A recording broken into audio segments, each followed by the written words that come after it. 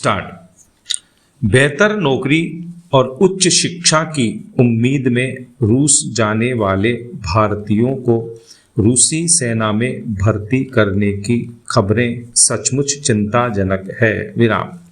चिंताजनक इसलिए क्योंकि रूसी सेना में भर्ती किए गए युवाओं में से कई के वीडियो सामने आए हैं जिनमें यह बात सामने आ रही है कि नौकरी व स्टूडेंट वीजा का झांसा देकर उन्हें फांसा गया है और अब वे रूस यूक्रेन युद्ध की आग में झोंके जा रहे हैं। विराम। इसे न केवल मानव तस्करी का काला अध्याय कहा जाएगा बल्कि यह अंतर्राष्ट्रीय कानूनों का भी घोर उल्लंघन है। विराम।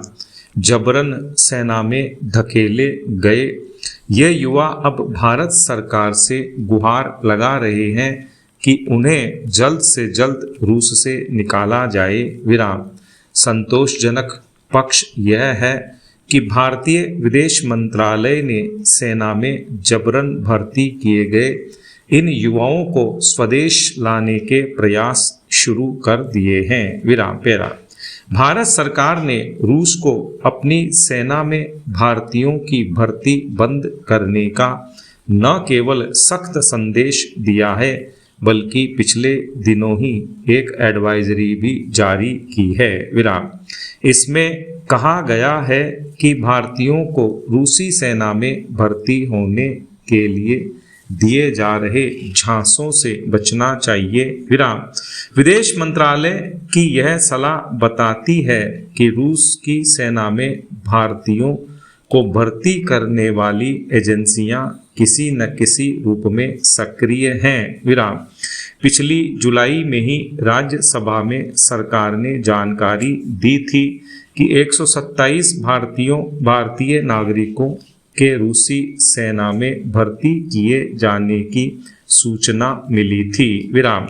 जिनमें से 98 को कूटनीतिक प्रयासों से सेवा मुक्त कराया गया। विराम।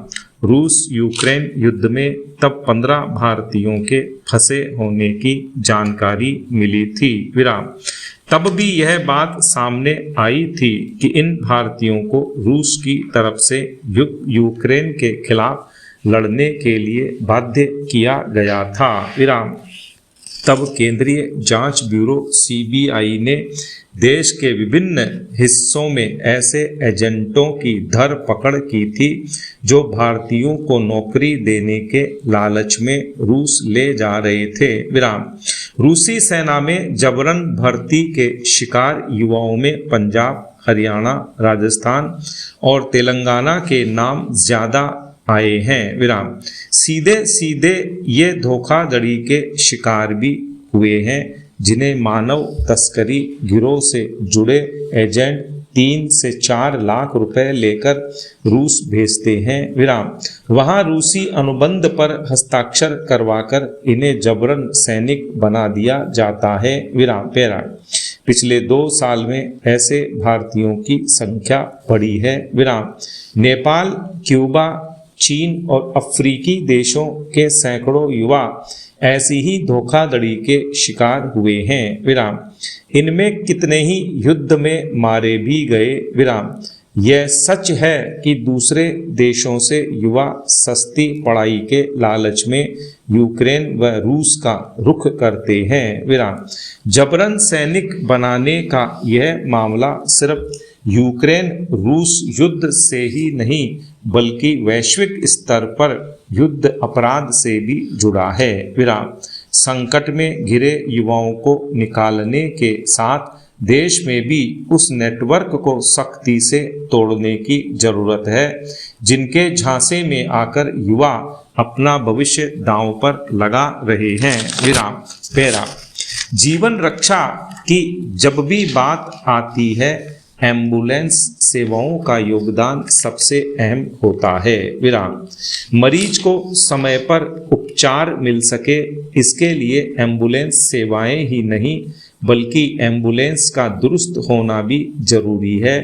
लेकिन राजस्थान में जिस तरह की घटनाएं सामने आई हैं वे एम्बुलेंसों को लेकर चिंताजनक तस्वीर पेश करती हैं। विराम। कई एम्बुलेंस ऐसी हैं कि इनके भरोसे अस्पताल तक नहीं पहुंचा जा सकता। विराम।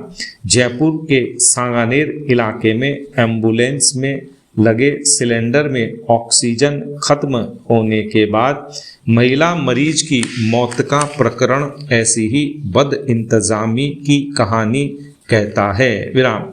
शहर हो या ग्रामीण इलाके, आए दिन ऐसी जानलेवा लापरवाही सामने आ रही है जिसमें खटारा एम्बुलेंस से होने वाली परेशानियों से मरीज और उनके परिजनों को दो चार होना पड़ रहा है। विराम। कभी मरीज को ले जा रही एम्बुलेंस का बीच रास्ते पेट्रोल ही खत्म हो जाता है तो कभी घायलों को लेकर अस्पताल पहुंची एम्बुलेंस का दरवाजा अचानक जाम हो जाता है। विराम। मरीजों की सांसें ऊपर नीचे होती रहती हैं लेकिन जिम्मेदारों की आंखें तब भी बंद ही रहती हैं। विराम।